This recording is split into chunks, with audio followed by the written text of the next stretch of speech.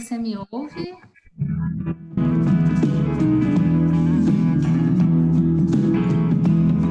Eu não te escuto. O seu áudio está fechado, a sua imagem está deitada. Precisa virar a tua câmera.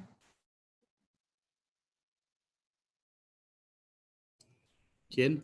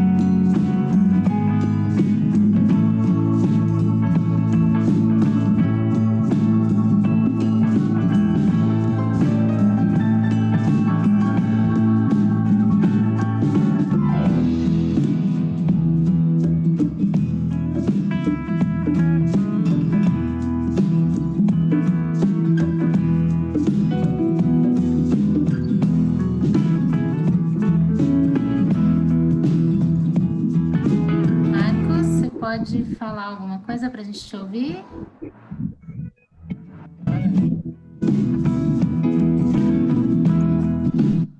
Fala de novo, porque o seu microfone estava mutado. Bom.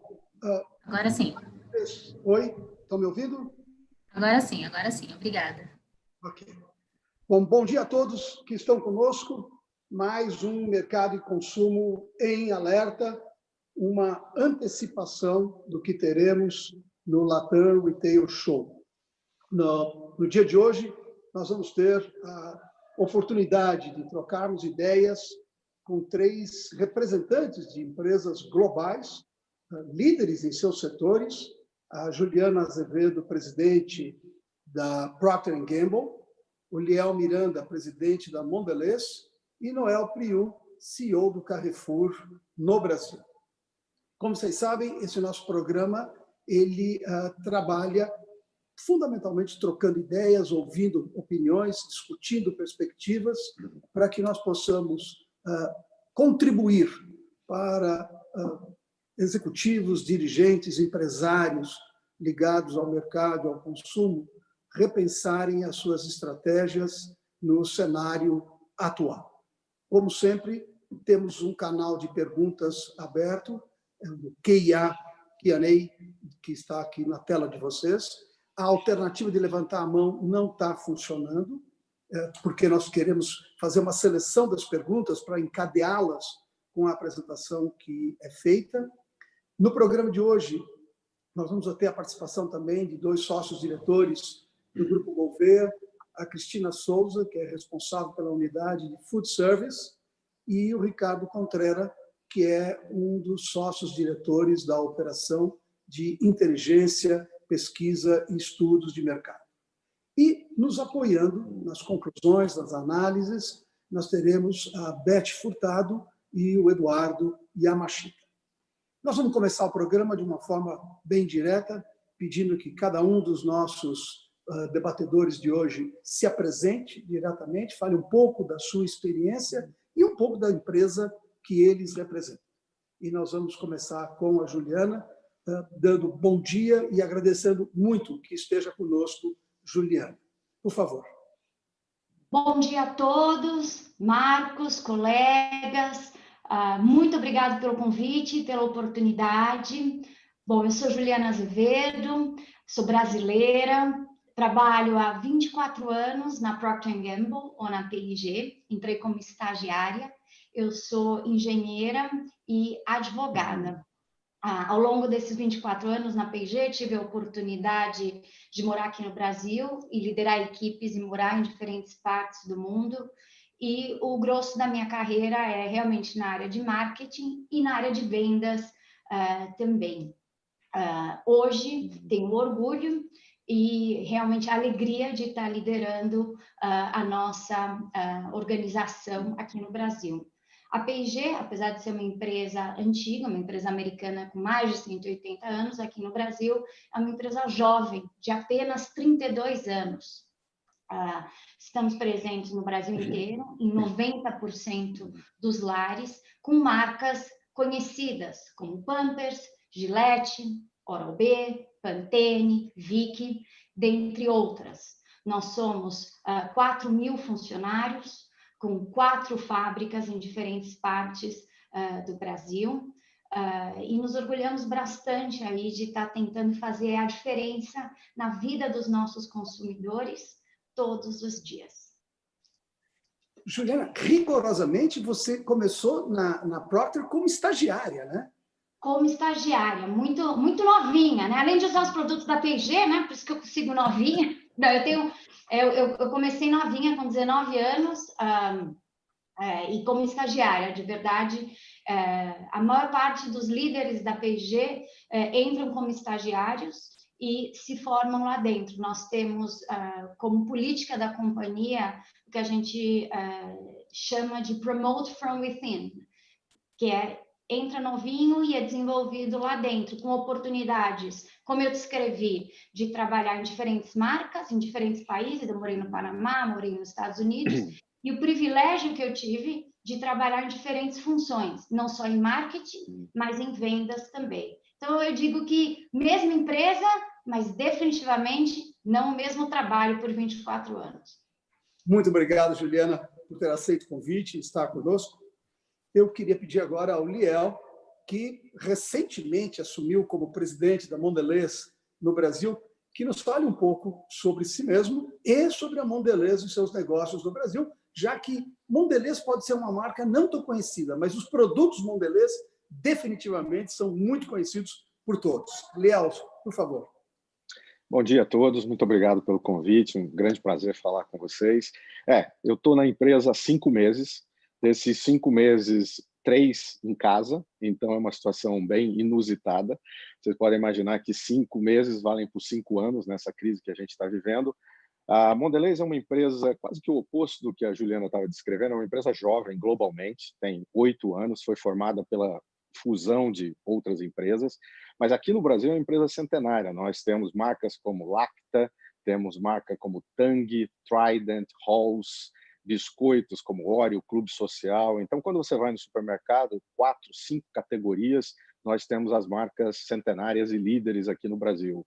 A empresa globalmente está estruturada nessas 4, 5 categorias que nós temos aqui no Brasil, e a operação no Brasil é uma das 5 maiores do mundo, com 8.000 funcionários, 2 fábricas, e como eu disse, é uma empresa centenária no Brasil e está há muito tempo na presença, na vida dos brasileiros. Antes de me juntar à Mondelez, eu passei mais ou menos como a Juliana, 27 anos na mesma empresa.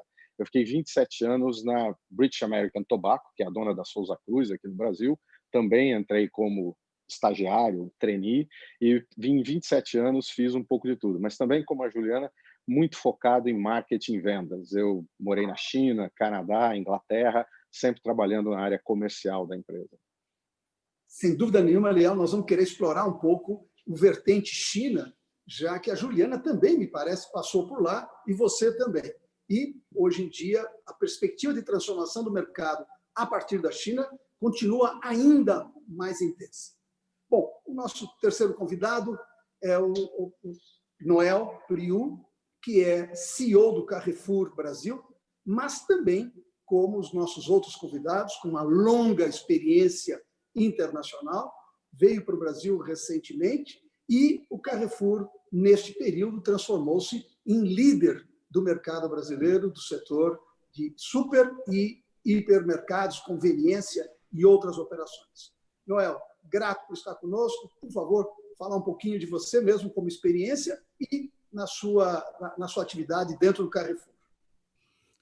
Bom dia a todos, prazer estar com vocês, realmente. Donc, meu nome é Noel Priu, sou CEO do Carrefour Brasil, faz pouco mais de 2 anos agora, realmente, muito interessante. Trabalho com Carrefour há 36 anos, tenho, digamos, a sorte de poder trabalhar em muitos países como CEO, na França, Turquia, Colômbia, Ásia do Sul, incluído Índia, também Espanha e, por fim, Brasil. Donc, me falta um pouco Estados Unidos, mas não sei se dia será possível ou não. Donc, foi momento muito importante, como sempre também iniciei minha carreira como chefe contábil. A esta época não havia computador, todo estava manual, tem que imaginar isso, é muito interessante.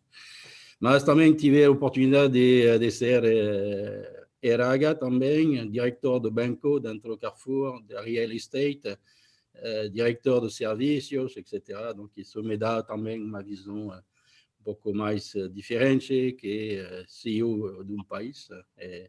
Acho que é muito importante. E já experimentei uma grande crise econômica na Espanha de 2008 a 2010. Isso foi a pior crise da Espanha.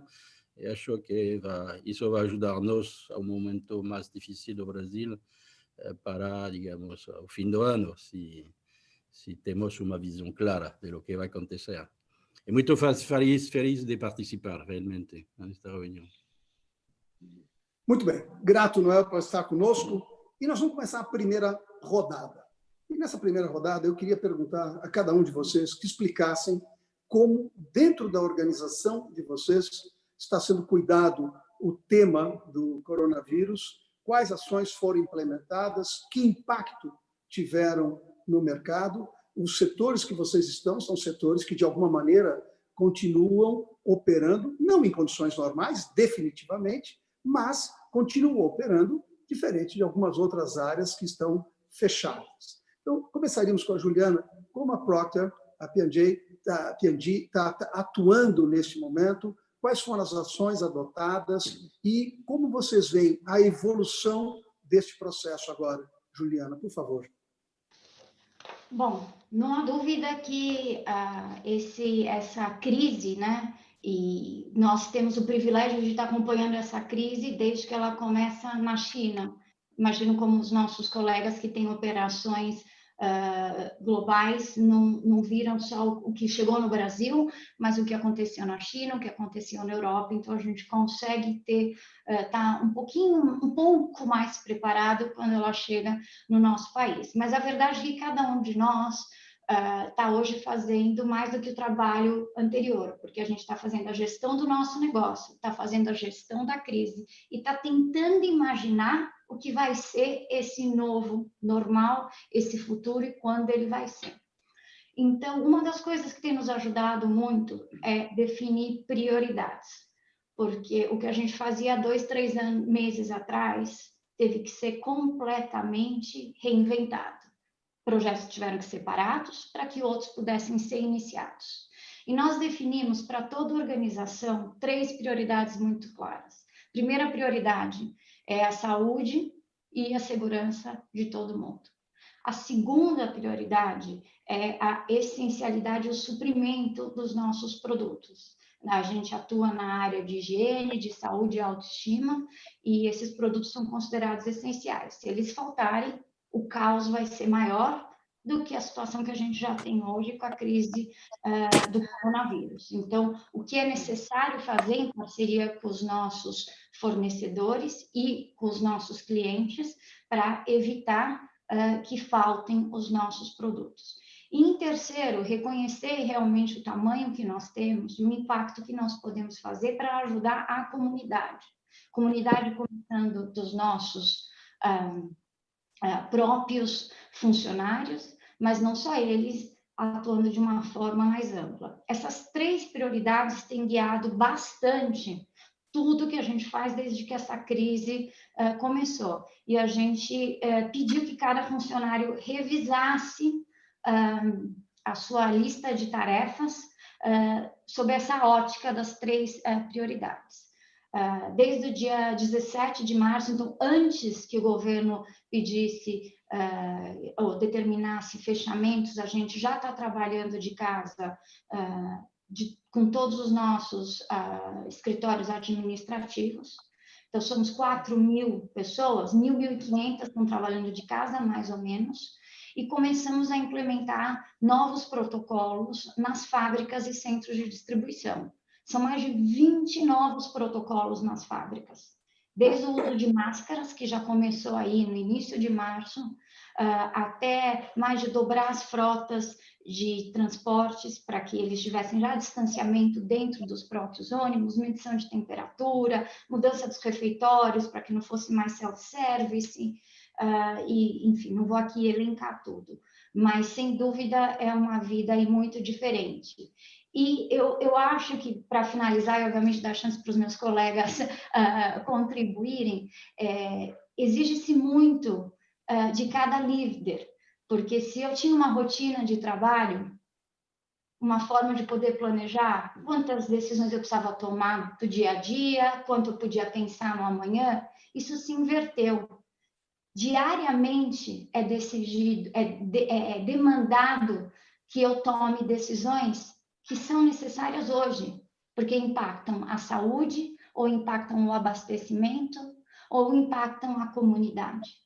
Então, se antes essa proporção de decisões urgentes era de 20%, decisões que precisavam da minha atenção todos os dias, às vezes até no final de semana, eram 10% a 20%, isso hoje é maior, chega a 30%, 40%, em alguns momentos até 50%. Então, não há dúvida que ser líder hoje é muito diferente do que era há 2 meses atrás. Sem dúvida.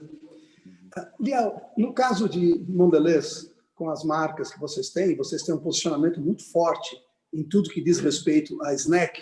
É verdade que cresceu muito o consumo nesse período, com o home office e as pessoas confinadas e fora do ambiente de trabalho normal? Não, na verdade, não teve um crescimento contínuo. Teve algum crescimento no começo da quarentena, acho que as pessoas ficaram um pouco mais assustadas e preocupadas com o abastecimento, mas depois que todo mundo começou a se certificar e confirmar que os supermercados estavam funcionando, o supply chain estava funcionando, as empresas estavam abastecendo, a gente vê que o consumo está muito próximo da normalidade. Tem sim uma variação de alguns pontos percentuais, mas nada parecido com o que a gente viu, por exemplo, acontecendo nos Estados Unidos ou na Inglaterra, onde teve uma explosão de demanda e essa explosão continuou por alguns meses, porque as pessoas começaram a abastecer as suas casas. Aqui no Brasil não foi dessa forma para a área de snacks. No nosso caso, a gente tem uma outra categoria, que é a categoria que é vendida em bares, restaurantes, lanchonetes, que é o Trident e o Halls, e isso está sofrendo muito, porque esses varejos estão fechados. Então, a gente vive dois mundos. 70%, 80% do nosso negócio está nos supermercados, hipermercados, atacarejo, e aí a gente está operando normalmente o mais normal possível, e tem 20% do nosso negócio que, no pequeno varejo, parou completamente. Então, o nosso grande foco é, mais ou menos como a Juliana descreveu, primeiro era garantir a saúde e a segurança de todos os colaboradores, abastecimento dos supermercados. Agora a gente está olhando um pouco mais para essa retomada do pequeno varejo, como é que vai ser, porque tem previsões catastróficas aí de uma quebra enorme de varejo, de muitos pequenos varejos não podendo voltar a operar. Então, esse é o nosso foco agora para o curto prazo da retomada. E só o último ponto, talvez, a gente teve a Páscoa no meio disso tudo, né? Então, a gente até esquece, porque foi um mês atrás, as coisas estão passando tão rápido. A Páscoa é um evento que a gente produz, no caso da Mondelez, 10 milhões de ovos. O Noel sabe exatamente como é que é a produção disso, e ela estava toda preparada nos varejos antes da quarentena. Então, até fevereiro estava tudo instalado, distribuído, e a gente teve que se reinventar em 3 semanas. Então, eu concordo muito com tudo que a Juliana está dizendo. A gente ficou muito mais ágil como empresa, porque não dá para esperar 3 meses e o processo decisório. A gente ficou muito mais voltado para a execução e parceria com os varejos. Então, tem algumas coisas, alguns músculos que a gente está descobrindo nessa crise, que eu acho que depois a gente vai poder continuar usando depois que a crise passar. Agilidade, parceria, colaboração. Eu acho que esse é um ponto importante que, Juliana e você estão tocando, né? As empresas tiveram que incorporar o agile virtual, e num processo muito rápido, né?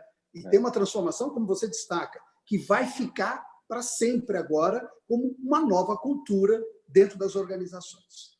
Bom, mas, Noel, no caso de Carrefour, os desafios foram maiores ainda, né? Porque abrir lojas, suportar uma demanda crescente de rápida reação e em todas as frentes que vocês tinham. Nos conte um pouco como foi esse processo e como as coisas estão hoje em termos de atendimento de clientes e tudo mais, Noel. Por favor. Sí, hay dos fases. Uno que marzo, después un mes de abril, que es un poco más normal, digamos, nuevo futuro, ya en marzo. Abril. Marzo fue completamente una locura en total porque hubo explosión de demanda y teníamos que tomar decisiones rápidamente, organizarnos de manera completamente diferente. Donc, nós tomamos duas decisões, fazer, digamos, pequenos comités, e nós temos comité todos os dias às 8:30, não vamos ter hoje, porque assim já Obrigado. 5:30, digamos, e outro às 6:30 da noite. De maneira a, digamos, tomar decisões sobre os assuntos mais importantes. Mas também, do outro lado, é descentralização. É dizer, você tem que tomar decisão. Não quero que todas as decisões sejam tomadas para o grupo, digamos, do Brasil. Então, temos pequenos comitês onde varejo, Cash and Carry também, e cada um toma decisão. E foi muito eficaz isso. Tem pequenos grupos, todo virtual, porque tomamos decisão também de afastar a metade da matriz, então todo mundo está trabalhando no home office, mas tem uma eficácia espetacular, isso, realmente. Então, pequeno grupo, mais de 300 iniciativas, não sei se você pode imaginar isso, e rapidamente, sem haver que pedir autorização. Se você considera que tem que fazer isso, faz. Depois veremos. Então, foi uma agilidade da empresa, mudamos supply chain, mudamos o pedido, tivemos muitas discussões com os fornecedores para ver como podíamos organizar-nos para receber mais mercaderia com caminhão inteiro. Todo foi, durante 10 dias, foi espetacular, a organização, digamos. Depois, você tem um pouco mais de visibilidade, então, já vemos que a organização do cliente é diferente. Uma melhor repartição sobre a semana. Aí o cliente vem menos, mas compra mais.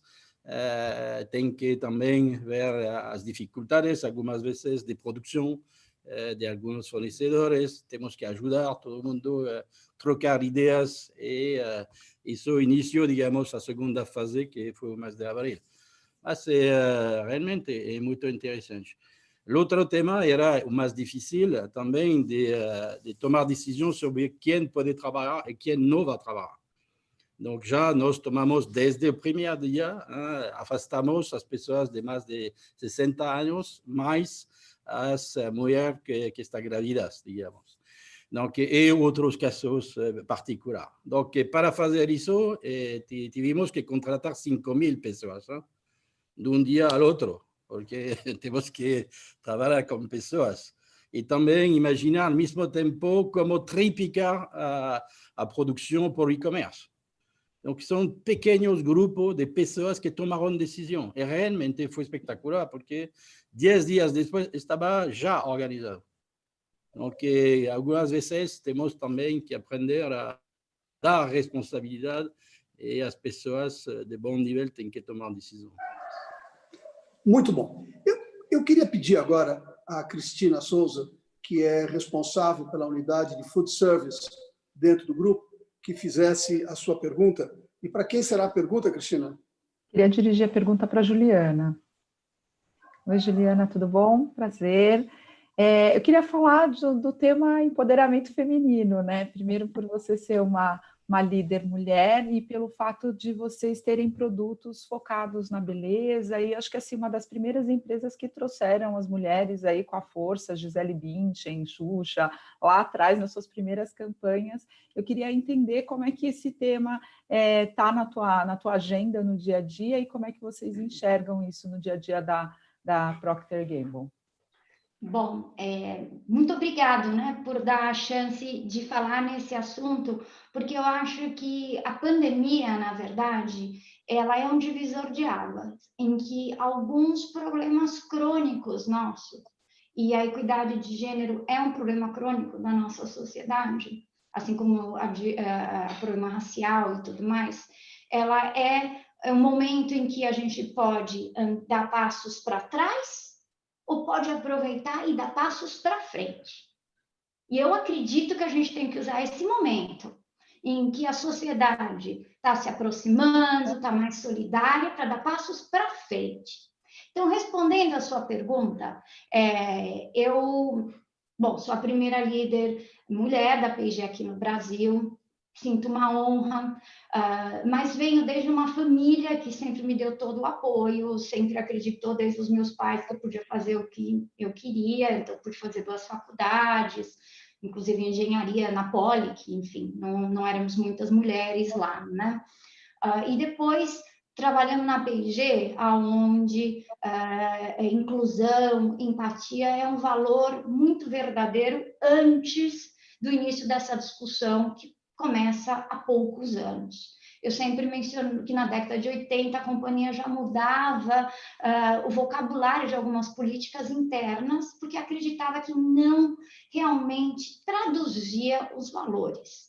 Então, eu me sinto muito privilegiada, desde a minha família até a empresa que eu escolhi, que sempre me deu aí a sustentação para que eu conseguisse galgar os meus objetivos.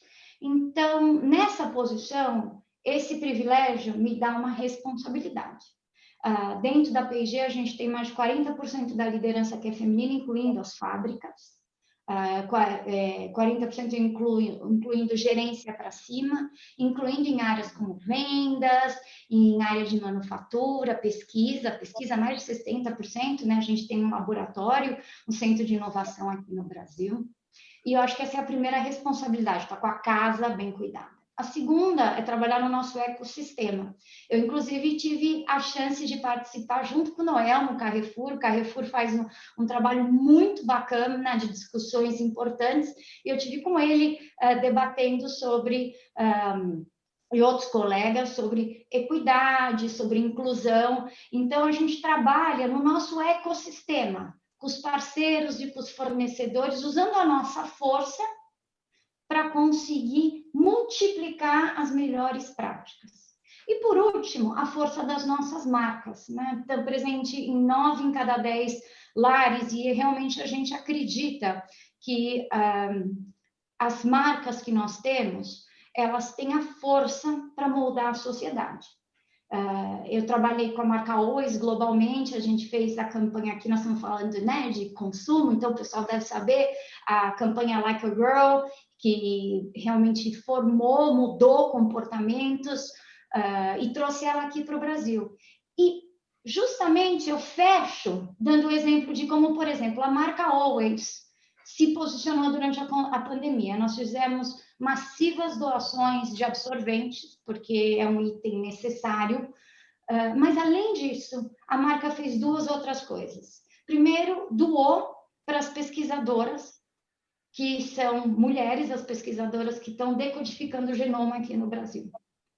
E, segundo, a marca Always está criando um esforço de sororidade, de empoderamento, de fortalecimento da mulher nesse momento, que está em casa. Já há estudos que a mulher, nesse momento, está com uma sobrecarga maior no que a gente está trabalhando de casa. Vamos lá, jovens, vamos dividir mais a tarefa trabalhando de casa. Então, a marca está tentando se posicionar dessa forma, de autoestima, de uma mulher ajuda a outra, e assim como eu poderia falar de Ariel também, mas fecho aí com Always, porque é uma marca que tem uma história grande e que mesmo na pandemia, além de doar produtos, né, que vamos chamar a ajuda concreta e material, também investiu em pesquisa junto com as pesquisadoras e está criando uma plataforma de troca de informações para que isso não se perca, porque eu acho que é um momento importante que a gente, como sociedade, pode dar um passo para trás ou pode aproveitar para dar passos para frente. Muito obrigado, Juliana. Queria pedir para o Ricardo Contreira fazer a pergunta dele. Para quem será, Ricardo?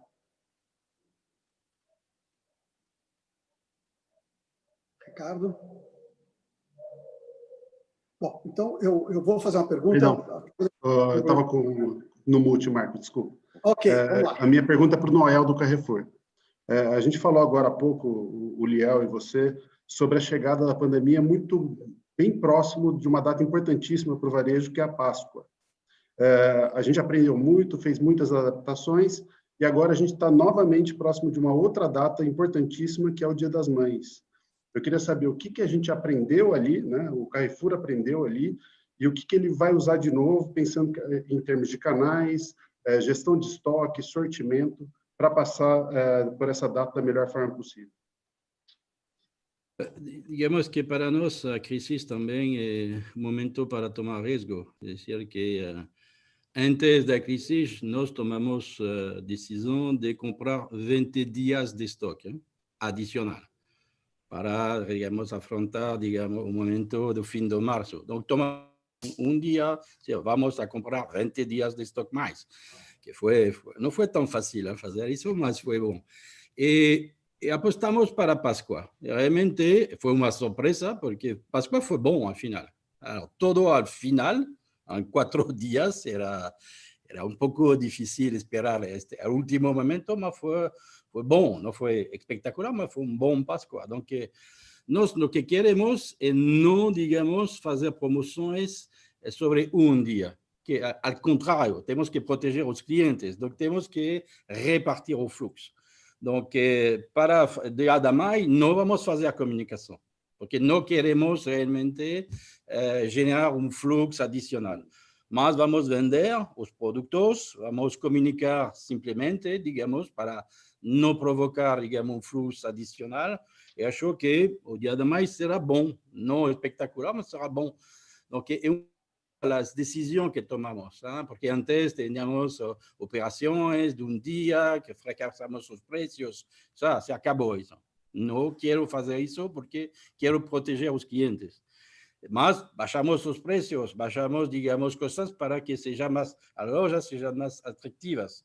Isso que é muito bom. E mais que todo, é todo o que hemos feito de higienização. Temos um protocolo realmente espetacular. Somos os únicos que tomam temperaturas dos clientes e dos funcionários. Você sabe que são 94% dos clientes que são muito satisfeitos disso. Então, não unicamente promoção, é segurança. Como você assegura que o cliente vai fazer as suas compras de maneira tranquila? Isso é a prioridade de Carrefour. O resto não me interessa. E até hoje podemos dizer que funciona bem porque ganhamos cota de mercado. Então, acho que foi uma boa decisão. Então, dia de mais, pouca comunicação, um pouco de digital para dizer que temos algo e vamos esperar, mas acho que será correto, digamos, será um bom dia, digamos. Aproveitando sobre isso, Noel, além de tomar a temperatura dos clientes, quais são outros protocolos que vocês adotaram em termos de proteção de funcionários e clientes? Desde o início, antes da decisão do governo, do governador, nós já tínhamos máscara, porque também temos um site mundial onde compartilhamos as ideias. Então, como a Europa tinha 3 semanas de anterioridade, nós tomamos decisão de comprar já máscaras antes da crise. Desde o início, nós funcionários tinham máscaras, gel alcoólica, compramos máquinas em todas as lojas para limpar o carrinho à noite. Então, é uma desinfecção total de todos os carrinhos à noite e durante o dia. Colocamos também acrílicos para proteger as pessoas na caixa. E tomamos muitas decisões. O pequeno comitê, que já falamos, tomaram decisões. Qualquer coisa que permite proteger a vida dos funcionários e dos clientes tem que fazê-lo, já. Sem esperar, vamos. E foi muito, em apenas 10 dias, todas as lojas tinham acrílicos, proteção, limpeza dos carrinhos, desde a entrada, gel, tudo isso foi espetacular, realmente. Tenho que agradecer ao time, porque... E cada vez tomamos outras decisões. Por exemplo, a última era como vamos abrir as portas de iogurte, por exemplo. Você tem uma porta de vidro, não sei como se chama. Tem que usar a mão. Não, mas vamos ver como podemos usá-lo com o braço e tudo isso. São ideias que vêm do time e todos os dias tem algo adicional. Vamos. Todo o que podemos fazer para facilitar, digamos, a higienização e a segurança do cliente, temos que fazer. E também temos um protocolo para cada vez que você tem um empregado, porque como tomamos temperatura, sabemos se um funcionário tem, digamos, temperatura realmente, fiebre. Então, não pode entrar na loja. Mas temos um protocolo, temos que acompanhar a família, tudo isso. Temos teste. Cada vez que alguém tem um problema, temos teste. Queremos realmente ajudar a nosso time. Não é um time de Carrefour, é uma família. Então, queremos que a família também se sente bem para trabalhar dentro das lojas. Não é tão fácil, realmente, que seja as lojas, centro de distribuição. Então, temos protocolo para assegurar, digamos, o máximo possível a segurança do cliente, mas também dos funcionários. Obrigado, Noel. Complementar, interagindo, assim, Noel, Carrefour, e a gente interage bastante. Eu acho que o momento da crise pôs valores e princípios a teste. O Carrefour é um varejo que já vinha inovando muito. Então, não me surpreende o Noel contar coisas que o time dele trouxeram inovações, porque Antes da crise, o Carrefour já estava inovando na interação conosco, já trazia soluções inovadoras para a gestão do dia a dia, né? Na nossa interação, em como vender melhor. Então, eu acho que o Noel e os líderes já estavam, já tinham semeado esse empoderamento, e daí a crise só fez florescer mais e na direção da saúde, da direção do que era necessário, né? Que eu acho que a crise vai pôr à prova a cultura e os valores que a corporação desenvolveu anteriormente, né? E mais que todo, quizás un último comentario, es que antes, tenemos comité para inversión, digamos, de CAPEX, que mudamos todo, decía, no, todo lo que para cliente y funcionario ya no precisa comité, va, paso. Y después tenemos la contabilidad de eso porque cuesta, mas si no, você pierde tiempo. Y no podemos perder tiempo. Cada día cuenta realmente. Donc, foram decisões e até hoje não temos mal surpresas. Custa, mas temos uma boa imagem e acho que é melhor que tudo isso, realmente. Liel, o testemunho da Juliana e a observação do Noel mostram que há uma outra, talvez, realidade no relacionamento entre varejo e fornecedores. Historicamente, ela vinha evoluindo de uma determinada forma, mas, neste momento, se aproximam para trabalhar soluções juntos. No caso de vocês da Mondelez, tem alguma atividade nesta mesma direção? Tem, com certeza. Isso tem a ver com aquilo que eu falei no começo. Acho que a parceria, a colaboração é fundamental daqui para frente. A gente descobriu na crise por necessidade, mas descobriu o quanto é positivo isso e acho que vai continuar. Tem dois grandes exemplos. Quando as lojas, por exemplo, foram fechadas, algumas lojas que tinham muitos ovos de Páscoa foram fechadas, a gente fez uma parceria com o varejista e com a Uber para que os ovos pudessem ser retirados e serem entregues na casa do consumidor. Isso fez uma diferença enorme entre produtos que iam ser perdidos por estarem em lojas fechadas e que acabaram servindo para alegrar algumas famílias pelo Brasil. Essa parceria aconteceu em 3 dias. A gente teve um problema, as lojas foram fechadas, entramos em contato com o varejista, colaboração aconteceu, o Uber entrou para fazer parte dessa parceria e a gente estava no ar alguns dias depois. Então, acho que essa agilidade, a parceria num momento de crise é muito forte. O outro exemplo, acho que é o que a gente está falando, que é mais uma daqui para frente, com o pequeno varejo, porque o pequeno varejo está aí fechado há 6 semanas, muitos deles tinha capital de giro para passar 1 mês, talvez nem isso, e quando eles forem reabertos, nós todos, como fornecedores do pequeno varejo, vamos ter que nos unir e tentar, na medida do possível, suportar que o pequeno varejo volte a funcionar. Até porque a gente está falando de varejo familiar, empresa que dá emprego, que gera renda e que serve as comunidades. Então, tem vários exemplos, e eu acho que um pouco o que a Juliana estava dizendo, a cultura da empresa tem que estar preparada para isso, para essa colaboração e parceria. Noel, alguns dos formatos de vocês, entre atacarejo, hiper, conveniência, teve um desempenho diferente nesse período por conta das mudanças de hábito desse instante? Sim, de maneira geral é positivo, mas há muita variação de uma loja à outra, de um estado ao outro. O cash and carry va bem, mas também temos os bares, restaurantes, isso te impacta, por supuesto. Do outro lado, o consumidor compra mais, os pequenos comerciantes compram mais também, então isso ajuda um pouco.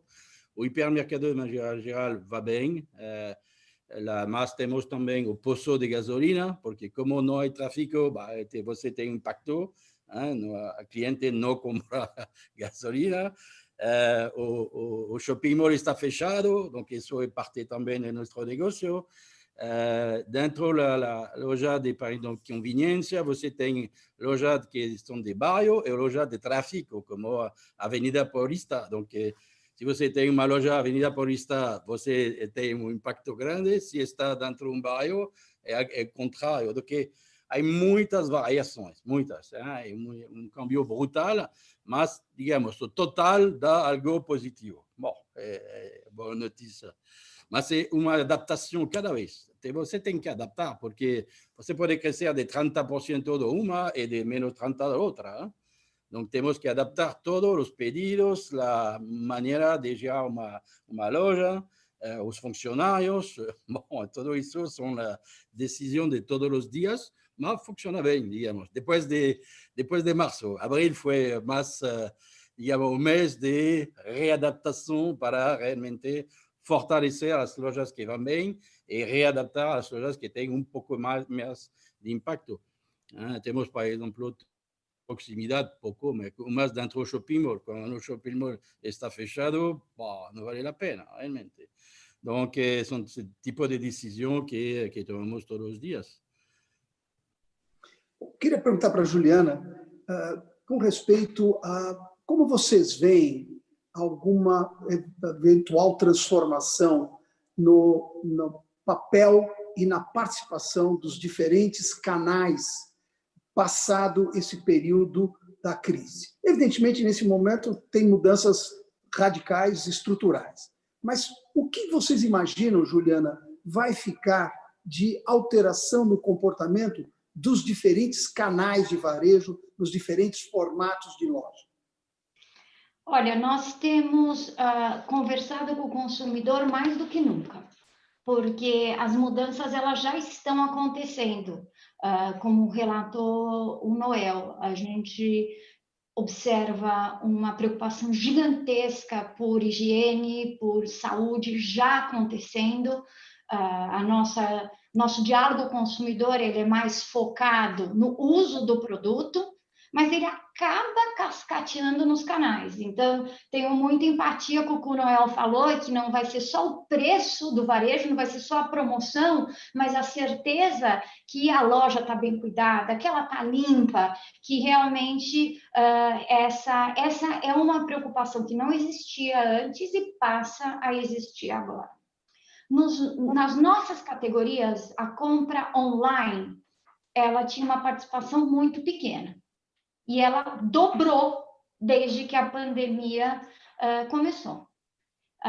Eu acredito que o uso da compra online, o uso de algum tipo de serviço que pode ser um click collect, né, que você compra online e daí dirige até uma loja e só pega, mas não entra na loja para pegar, ou alguém vai entregar a compra já pronta, mas que você não entra na loja para comprar, que você tem uma conveniência melhor, que o fato de você ter ficado na quarentena forçou as pessoas a se adaptarem, eu acho que é algo que também vai acontecer. Então, uma preocupação maior, que vai equilibrar mais com o preço, que eu acho que é a segurança, a higiene, e o uso de ferramentas digitais diferentes, não acho que é só o e-commerce, eu acho que tem variantes aqui no Brasil, é a certeza absoluta. O que a gente traz de conhecimento de outros mercados, aí um pouco da Europa, né, porque a China, você tem o e-commerce explodindo, mas lá o e-commerce já era muito desenvolvido e é um ecossistema um pouco diferente, bem diferente do nosso. Os supermercados de proximidade. Então, esse consumidor que já se acostumou a ter a vida mais centrada na casa, gostando de fazer as compras em algum supermercado próximo de casa. A compra completa. Então, talvez tenha um reequilíbrio um pouco maior entre a compra que ele fazia uma vez. O Noel também mencionou isso, num supermercado grande, talvez em formatos mais próximos. Nós observamos isso na Europa, então isso já começa a acontecer em alguns países europeus e pode vir a acontecer aqui no Brasil também. Só aproveitando, Juliana, a Procter & Gamble nos Estados Unidos iniciou uma estratégia visionária em alguns aspectos de desenvolver operações usando marcas de seus produtos em serviços. Lava rápido, lavanderia, inclusive expandindo via franquia. Você imagina que essa transformação de mercado pode estimular que algo similar aconteça no Brasil? A visão por trás desse movimento é que os nossos produtos, hoje em dia, eles são mais experiências do que só o produto. Então, pensa no que um produto que antes ele simplesmente servia para remover mancha da sua roupa, hoje, o que o consumidor quer, ele quer a roupa na sua casa, bonita, limpa. Então, Tide, que hoje já é a terceira ou quarta maior franquia de dry cleaner nos Estados Unidos, para o seu ponto, e também a marca número 1 de produtos para lavar roupa, expande o seu posicionamento para ser uma marca que não só remove manchas, mas é a marca que vai te dar a solução para você ter a sua roupa limpa. Então, esse é o pensamento por trás, que as marcas não são só produtos, mas elas vão ser experiências. Acho que essa é uma tendência que vem para ficar. A gente tem em outras áreas, você pega na área de Oral-B, muita tecnologia sendo desenvolvida com prestação de serviço que a gente já faz hoje para os nossos dentistas, mas que vão fazer mais para ter conhecimento na saúde bucal. E mesmo aqui no Brasil, hoje a gente tem um experimento que a Ariel já tem 6 lavanderias hoje. Então, é um pensamento que vem e responde a um anseio do consumidor, que não quer mais só o produto, quer a experiência como um todo. Mas você acha que isso pode acelerar essa experiência das lavanderias, por exemplo, por aqui? Eu acho que ainda é cedo, né, nesse momento, mas não há a menor dúvida que é um caminho a ser percorrido. Uma das coisas que as marcas têm feito durante a pandemia é aumentado a prestação de serviço para os consumidores. Pampers está fazendo chá de bebê virtual, porque o chá de fraldas é super importante. Num chá de fraldas são 6 meses de fraldas. Não é só importante porque é bacana encontrar com as amigas. É importante porque, exatamente, Cristina, ajuda no bolso dessa família. São 6 meses de fraldas. Então, como é que a marca ajuda dando ferramentas, criando a parceria com o varejo de como essa mãe compra online? Como é que faz uma festinha virtual? Como é que eu entretenho essas mães?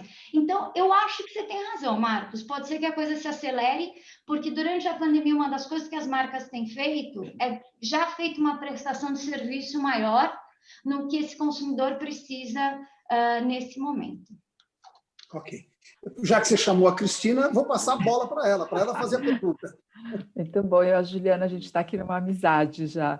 Olha só, a pergunta é da audiência, né? A gente tem gente aí conectada, pelo visto, do mundo todo, porque chegou até pergunta em inglês aqui. Eu vou fazer a pergunta para o Liel, é do Flávio Teixeira, e o nome, não sei se eu vou pronunciar corretamente, mas é Coenra Santés. Eles estão perguntando como é que está sendo a estratégia de mix da Mondelez. Como é que vocês estão pensando os produtos para hoje, né? E qual que é a perspectiva de vocês pós-pandemia em termos de evolução, especialmente na categoria de snacks, que eles estão perguntando. Bom, snack é uma categoria que cresce no mundo inteiro, né? As pessoas, pelo menos antes da pandemia, cada vez com menos tempo, aquela coisa de sentar ao redor da mesa, família, todos os dias, para as grandes refeições estava diminuindo e as pessoas estão cada vez comendo mais nos pequenos intervalos que elas têm. Então, a Mondelez tem uma estratégia de lançamento de produto para atender todas as necessidades dos consumidores. Tem horas que você quer uma barra de chocolate, porque você quer aquela indulgência do prazer do final do dia. Tem horas que você quer um biscoito que seja um pouco mais nutritivo para matar a fominha, para continuar trabalhando. E tem hora que você está precisando de uma goma para mascar, para relaxar um pouco. Então, a Mondelez, como a gente tem todas as categorias, a nossa estratégia de mix é continuar oferecendo para o consumidor, em todos os momentos de consumo, o melhor produto que ele pode ter. E, como eu disse antes, aqui no Brasil, por exemplo, a gente é líder em todas essas categorias. Então, é uma responsabilidade muito grande continuar inovando em cada uma delas. São marcas centenárias, mas, ao mesmo tempo, marcas icônicas. Então, Lacta, Oreo, Clube Social, todas essas marcas, Tang, a gente tem que continuar inovando e buscando o que o consumidor está esperando para snack agora e no futuro. Perfeito. Nesse período, você enxerga muita visão de pesquisa? A Juliana disse que tem perguntado muito para o consumidor, né? Vocês têm conseguido abordar os consumidores de vocês, falar com eles, enfim, ficou curiosa assim, para saber como é que o seu P&D está se abastecendo desses inputs aí. Temos. Eu acho que é comum para todas as nossas empresas agora tentar entender como o consumidor está se sentindo nesse momento e o que pode mudar daqui para frente. Então, sim, a gente tem pesquisas, inclusive a mesma metodologia em muitos países, para que a gente possa comparar. A China, que já está na frente, a gente já vê um comportamento do consumidor que já busca a volta ao normal. Aí você tem a Europa, que está no meio talvez no pico, na saída da pandemia nos últimos dias, onde o consumidor ainda continua receoso de voltar para o varejo. E aqui no Brasil, a gente ainda vive esse momento que parece que o pior ainda está por vir. Então, o consumidor ainda está tentando se estocar, está preocupado com a situação econômica, e está preocupado com a situação econômica, está começando a procurar produtos de talvez mais valor e menos preço. Então, toda essa dinâmica está acontecendo tudo muito rápido. Acho que a Juliana ou o Noel, não sei, alguém disse isso, essas coisas demoravam meses para acontecer e serem detectadas, e agora em semanas as coisas mudam muito rapidamente. Eu queria fazer uma pergunta por favor, Noel. Também meto os clientes todos os meses, ¿no? En todas as lojas para realmente ter alguns KPI e ver quais são as evoluções dos clientes. E neste tempo muda muito. Nós temos que esperar um pouco para ver realmente as tendências, mas é muito importante ter barômetros todos os meses, não? Sobre as lojas. Agora, aproveitando, Noel, sua observação, de fato temos que esperar um pouco mais para ver as tendências, mas tem algo que me parece nítido, que é o crescimento muito grande da alternativa do e-commerce. Você mesmo mencionou que, no caso de vocês, triplicou, se me falha a memória. Sim. Como é que você vê, na continuidade desse processo, a relevância do e-commerce? Nós vamos chegar num patamar próximo de China mais rapidamente do que tínhamos como situação anterior? Não, mas acho que a crise é acelerador, não? Que é acelerador fabuloso, realmente triplicamos e temos potencial grande, especialmente nas grandes cidades. As pequenas têm mais, digamos, precisam mais tempo, mas também tem bom crescimento.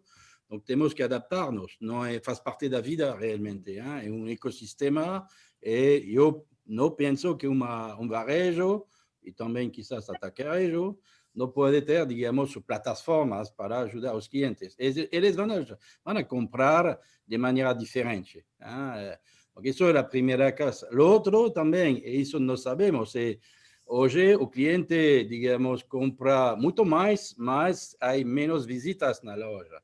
Se isso também se mantém o tempo, pode mudar o papel de cada loja. Eu acho que hipermercado pode ser digamos, uma alternativa muito interessante, porque você pode fazer suas compras food e não food ao mesmo tempo, uma vez.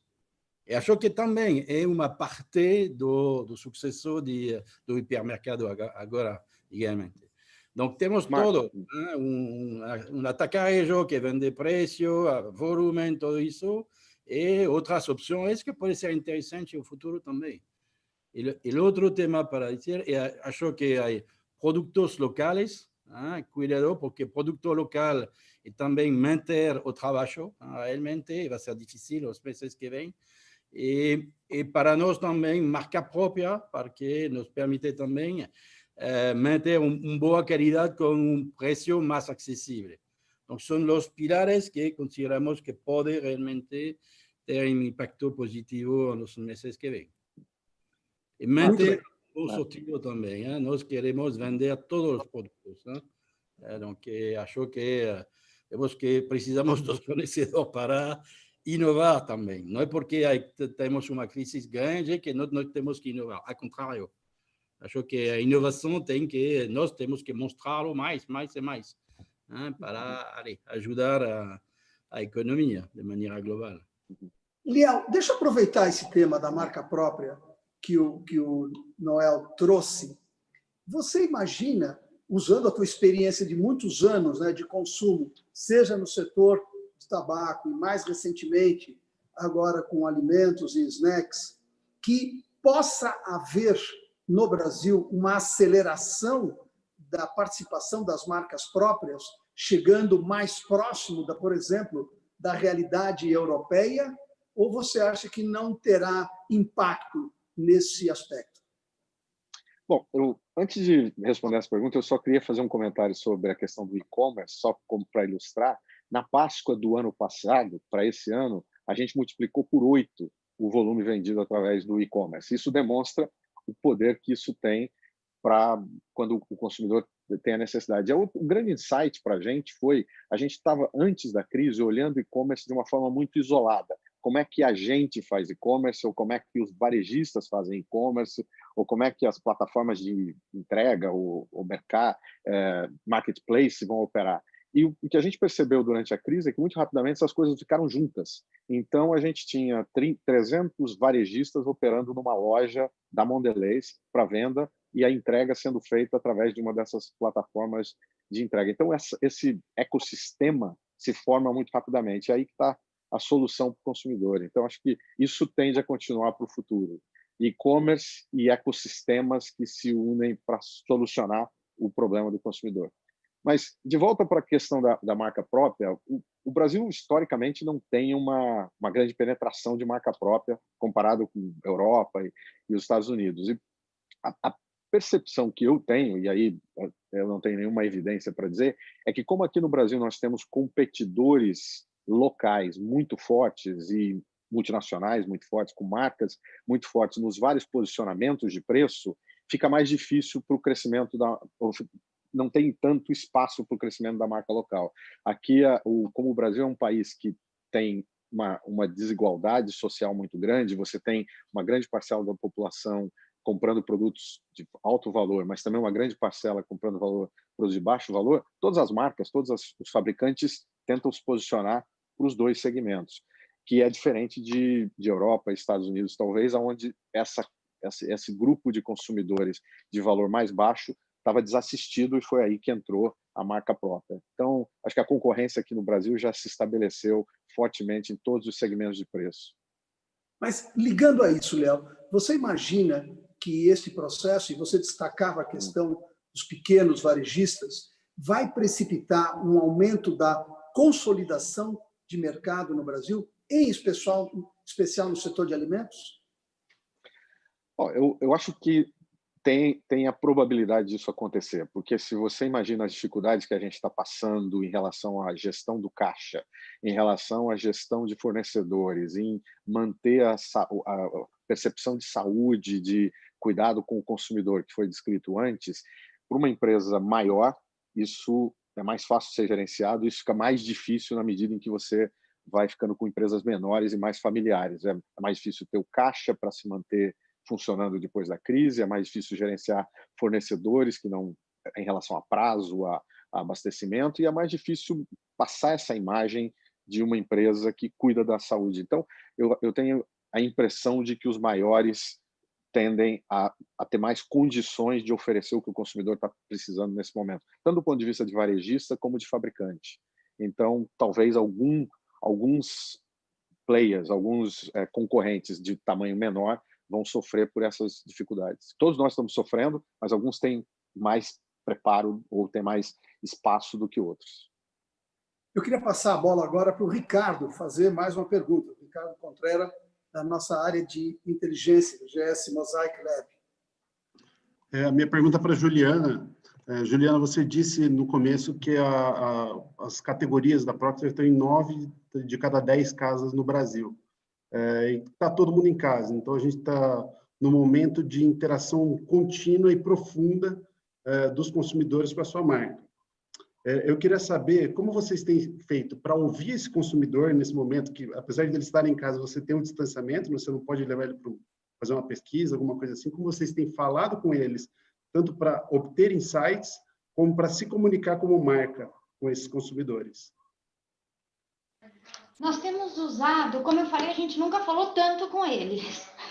com os nossos consumidores, mas as duas principais fontes têm sido social listening, então ouvir muito o que tem se falado nas redes sociais e falado com eles como a gente está conversando agora. Não é diferente, usado de plataformas como essas. E uma vantagem da pandemia, que a gente já tinha começado a exercitar antes, é colocar os nossos próprios executivos para falar com o consumidor. Como eu mencionei, em maio de 2019, nós inauguramos um centro de inovação, o 13º no mundo, só existem 13, um deles está aqui no Brasil, agora está fechado, né? Então, nesse centro de inovação, a gente pôs cientistas e executivos para falar com o consumidor, porque é diferente. Você lê a pesquisa, de você olhar no olho, você vê aquela mulher abrindo a necessaire e descrevendo os produtos que tem ali dentro, lavando uma roupa de verdade. Então, com esse tipo de plataforma, nós estamos colocando alguns dos nossos executivos, todos que queiram, para falar com consumidores, e agora começamos também com nossos varejistas, porque uma vez por semana nós estamos também compartilhando uma carta com os nossos insights para o varejo, porque, óbvio, varejistas, clientes como o Carrefour, o Noel, tem todo um arcabouço de conhecimentos, mas como bem disse o Liel, tem 400, 500, 1000 clientes pequenininhos, que não têm o conhecimento do que está acontecendo. Então, através da nossa rede de distribuidores e atacadistas, a gente tenta municiá-los, não só de ajuda material, mas de conhecimento. E a gente tem feito também as nossas lives, não tão bem estruturadas, mas para estar tentando passar um pouco de estrutura. Olha, esse momento da pandemia, isso é o que o consumidor agora está comprando, é o pânico, é assim que você faz uma gestão melhor do seu estoque, cuidado com essa categoria, cuidado com essa, higiene, não é só preço, é segurança. Então, é assim que a gente está falando, ouvindo da mídia social, a gente está usando plataformas como essa, lives como essa, e está trocando. Então, virou um diálogo, e não só uma entrevista. Legal. E sobre a comunicação da marca, como das marcas? A comunicação com as marcas, ela se tornou... A gente continua usando televisão, a gente acompanha muito por onde está a audiência, e a audiência dos diferentes veículos também evoluiu durante a pandemia. Televisão cresce bastante no início da pandemia em busca da informação, e depois agora o que nós observamos é TV paga, busca de entretenimento, e o digital voltando a crescer ainda mais. A nossa opção, porque a gente entendeu que o papel das marcas era servir, como eu respondi o Marcos agora há pouco, era uma prestação mais de serviço.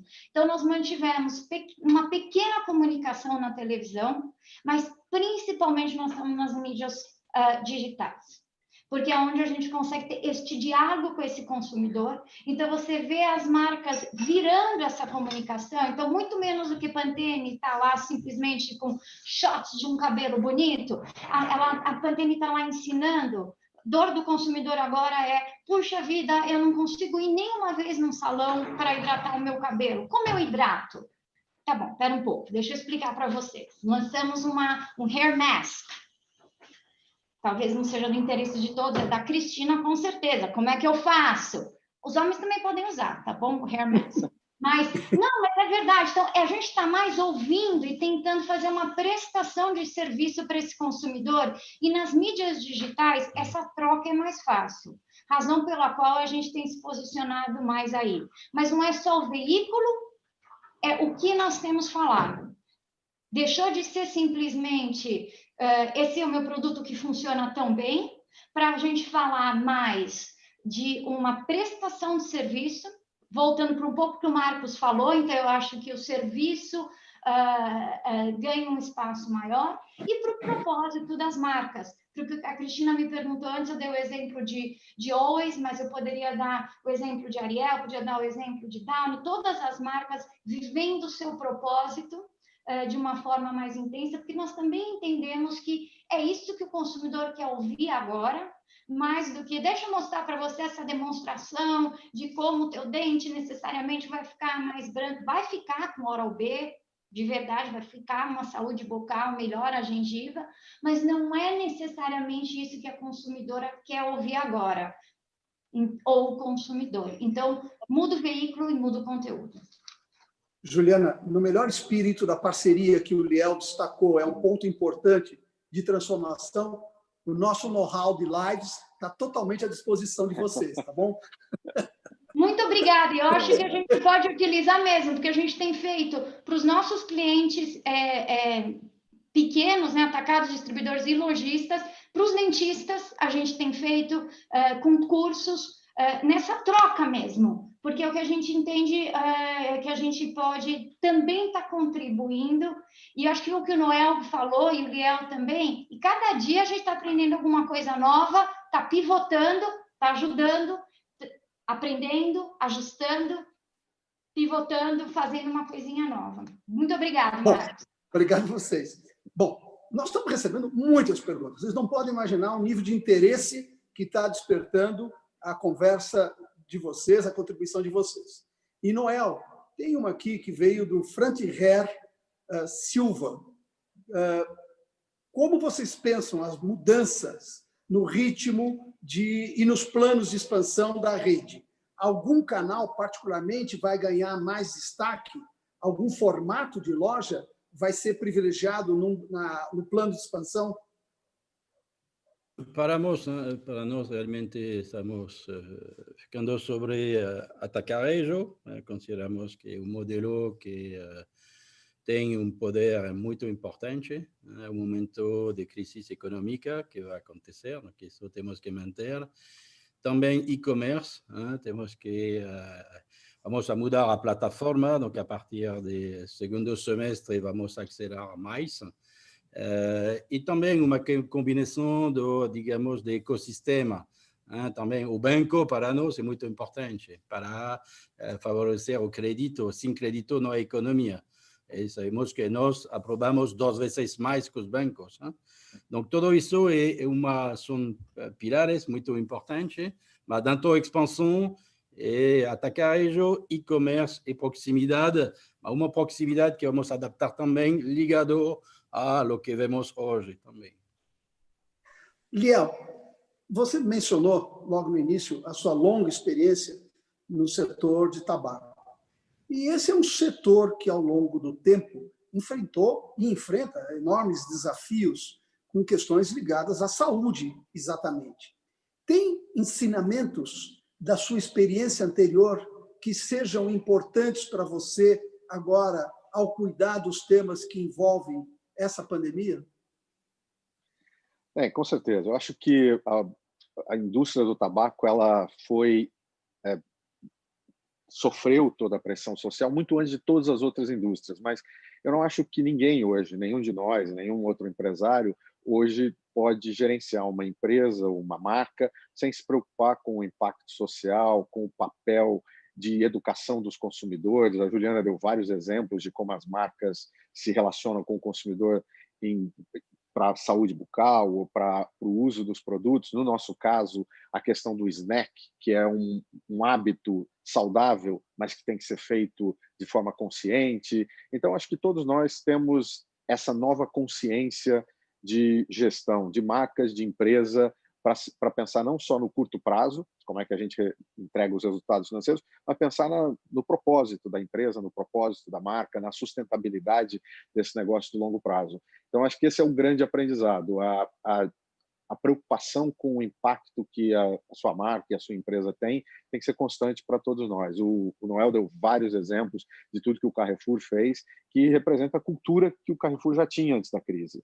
A Juliana deu exemplo de coisas que as marcas estão fazendo, e a gente também está fazendo coisas nesse momento da crise que são diferentes do que a gente fazia antes, mas sempre vindo com essa perspectiva de que maior do que o resultado comercial e transacional. Então, acho que essa experiência é boa para todo mundo.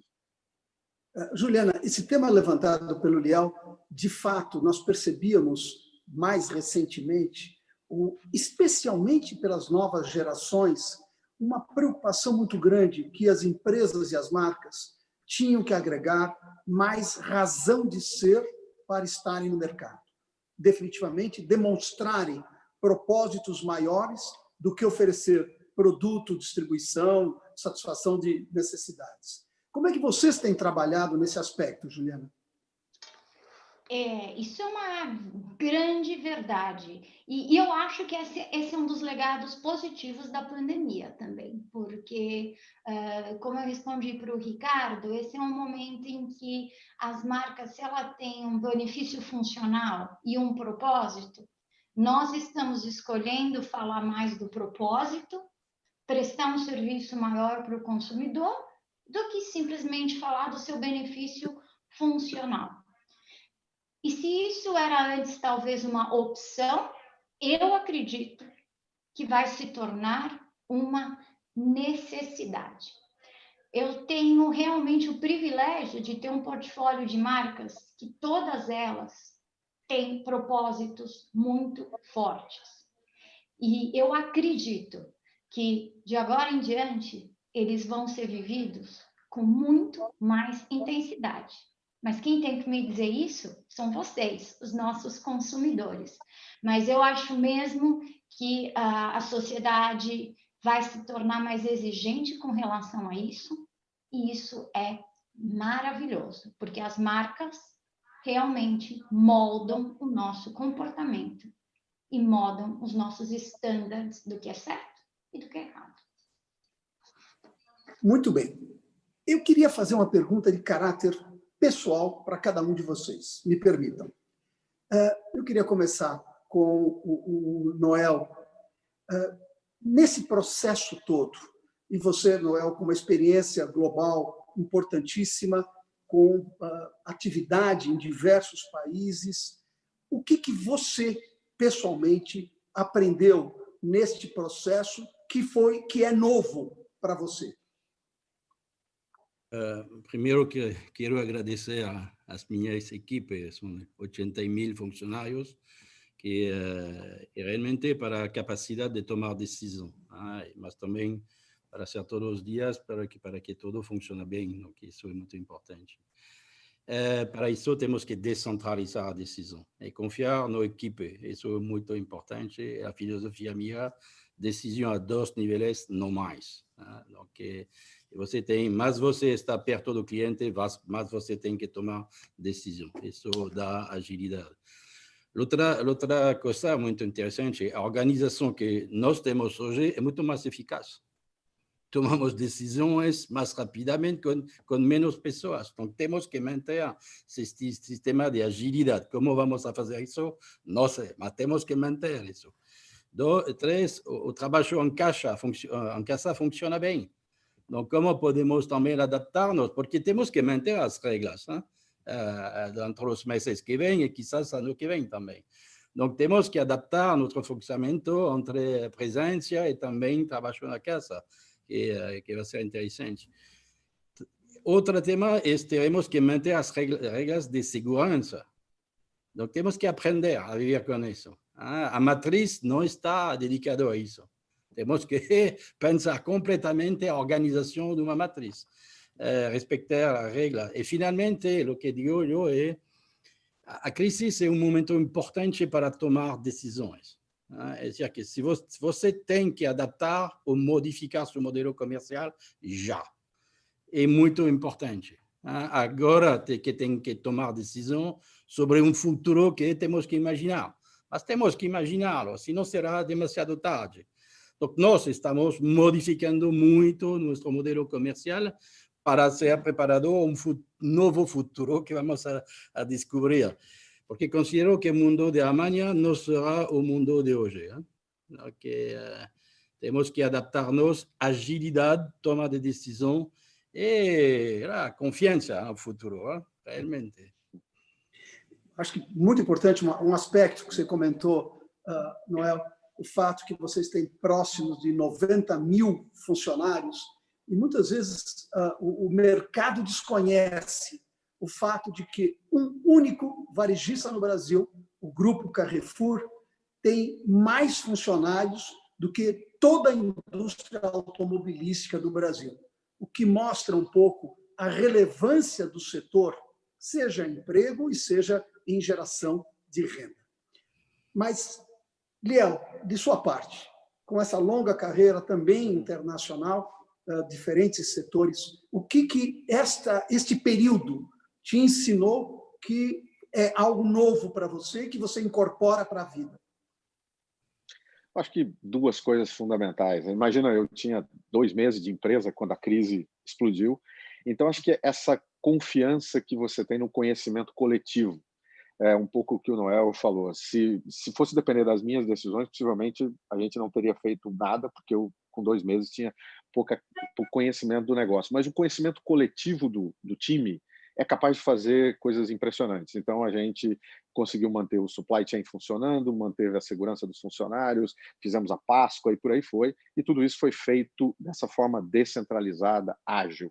Então, confiar no coletivo e no conhecimento do time, acho que foi um grande aprendizado para mim, por necessidade, porque eu simplesmente não conhecia o suficiente para fazer diferente. O outro grande aprendizado foi a parceria. Quando a gente parou com o problema da Páscoa, que estava a 1 mês de distância, 9 milhões de ovos, lojas fechadas, se a gente tivesse tentado solucionar como empresa Mondelez, como marca Lacta, possivelmente a gente teria tido uma Páscoa muito ruim.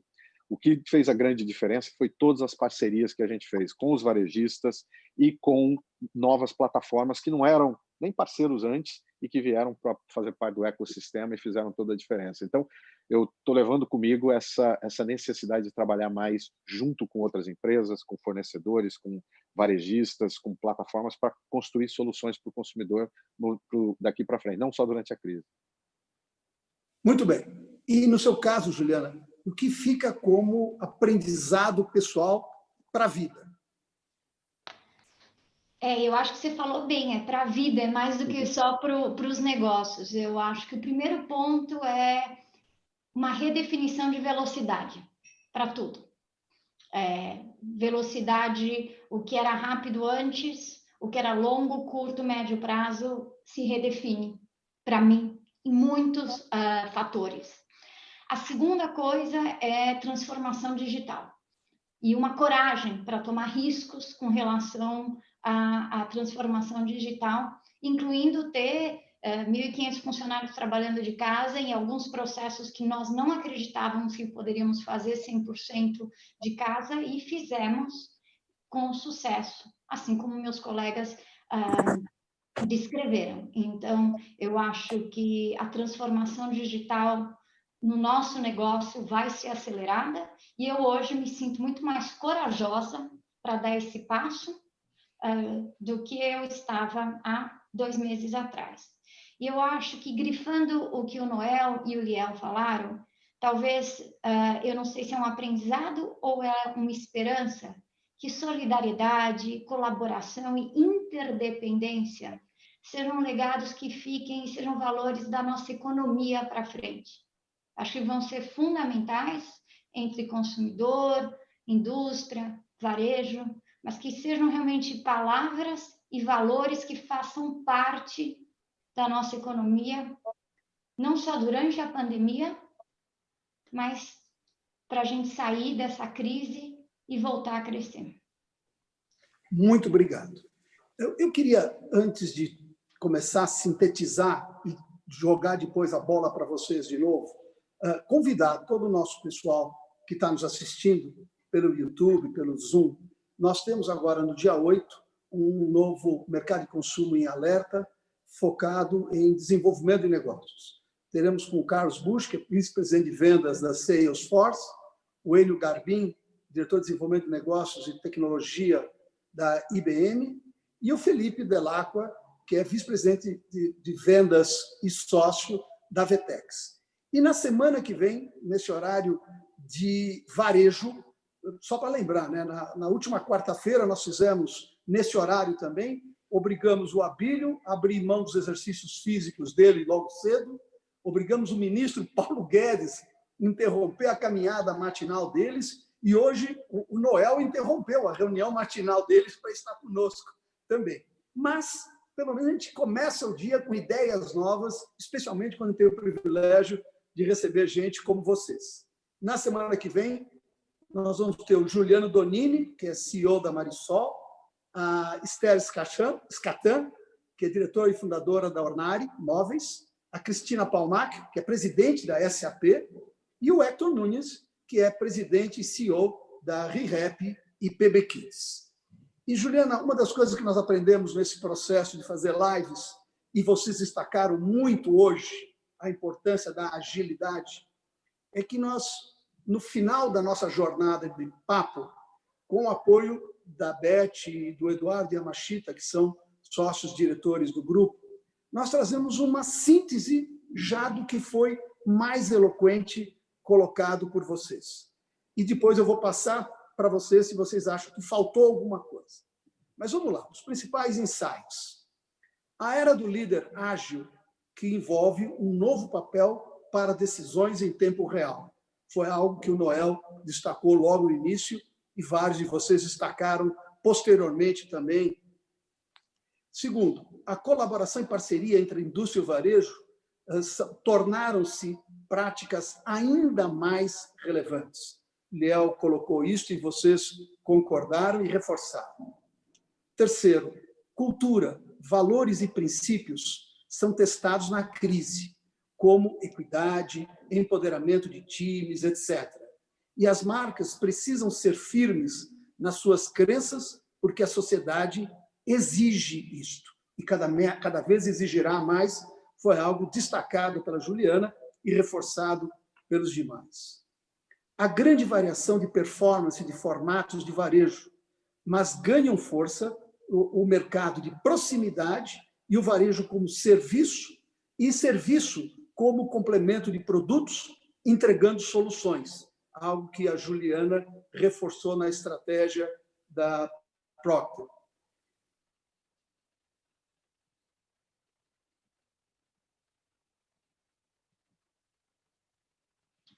O Marcos saiu do ar aí momentaneamente, ele está no interior e aí às vezes eles têm alguns delays. Você quer seguir, Ricardo, ou eu sigo por aqui?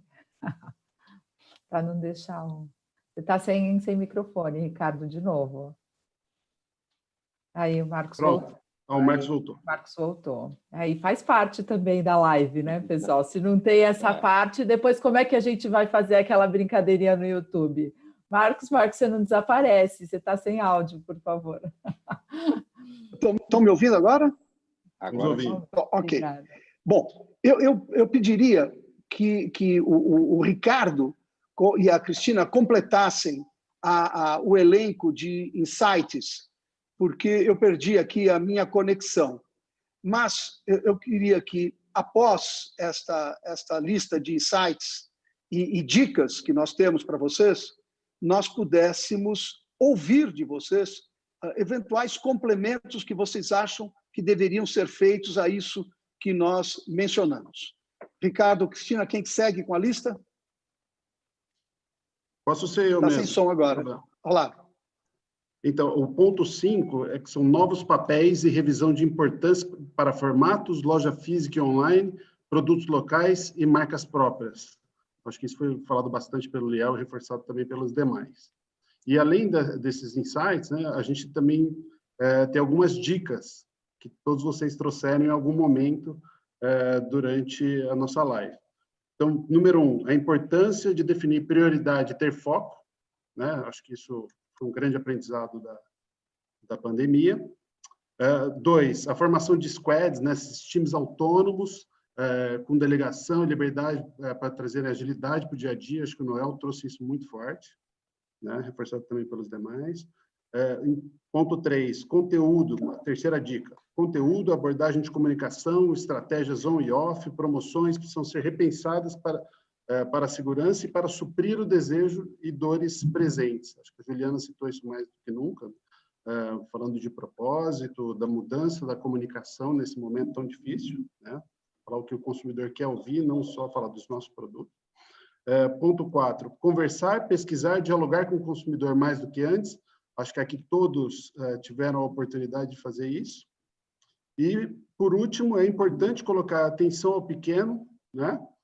São formados por famílias e a indústria precisa se articular para apoiar nesse momento de retomada.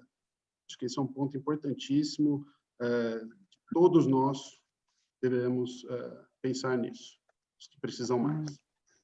Bom, eu queria aproveitar, então, agora, para perguntar à Juliana, ao Liel e, em seguida, ao Noel, se, além destas conclusões, tem algum outro ponto que vocês deixariam como uma mensagem quase que final para a nossa audiência. Mas também, Juliana, como você viu, a importância nesse mundo volátil e volúvel que nós estamos vivendo, você ter flexibilidade, adaptabilidade e backup em tempo integral para dar conta das turbulências, né? Começamos com você, Juliana, por favor.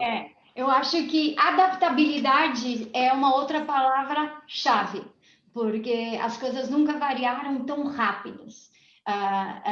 Seja a conexão que cai, o filho que entra na reunião e hoje em dia isso não é um problema, o cachorro que late, isso não é uma piada, isso é uma verdade, é a loja que vende 30% a mais, 30% a menos, é como você gerencia um forecast, uma estimativa de vendas, que antes era uma variação de mais ou menos 2%, e quem hoje sabe o que é um forecast com uma variação de mais ou menos 2%, por favor, levante a mão. Então, eu acho que eu deixaria aqui a adaptabilidade como uma palavra-chave e o músculo de planejar com cenários, sendo algo muito importante e algo que a gente está tentando desenvolver, porque não sabemos o que vai ser o futuro, mas temos que planejar para alguma coisa. Então, vamos planejar para o cenário A, B e C, e vamos ter aí os triggers para decidir se a gente vai para o cenário A, B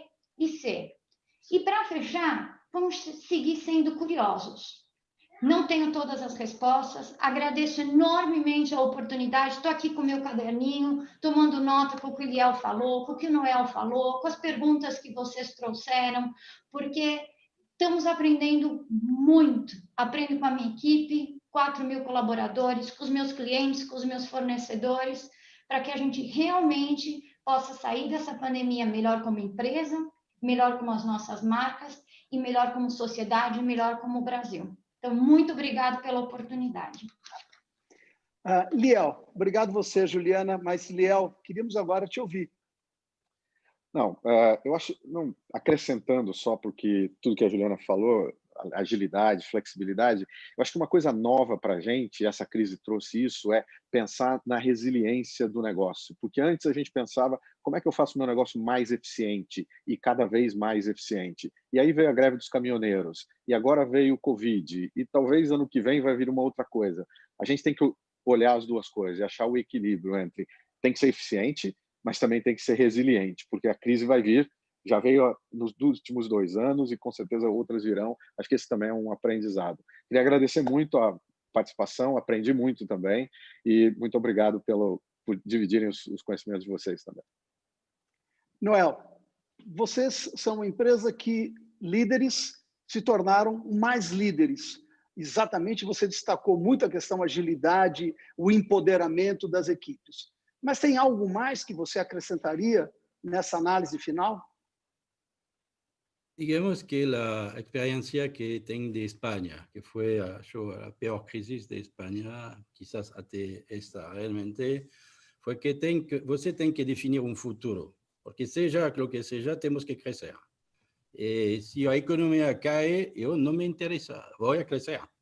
Então, temos que tomar decisão, imaginar o futuro, como será o futuro, ter adaptabilidade, porque não sabemos todo, mas temos já uma visão, e a partir disso, não vou parar, realmente, e para o time é muito claro que estamos aqui para um crescimento, não para, digamos, ser impactado por a crise. Ao contrário, mais podemos tomar decisão, mais vamos a investir em novas lojas, mais podemos ajudar a economia. Isso é uma parte da crise que está lá dentro da mentalidade. Se você considera que a crise será difícil, vai ser difícil, por supuesto.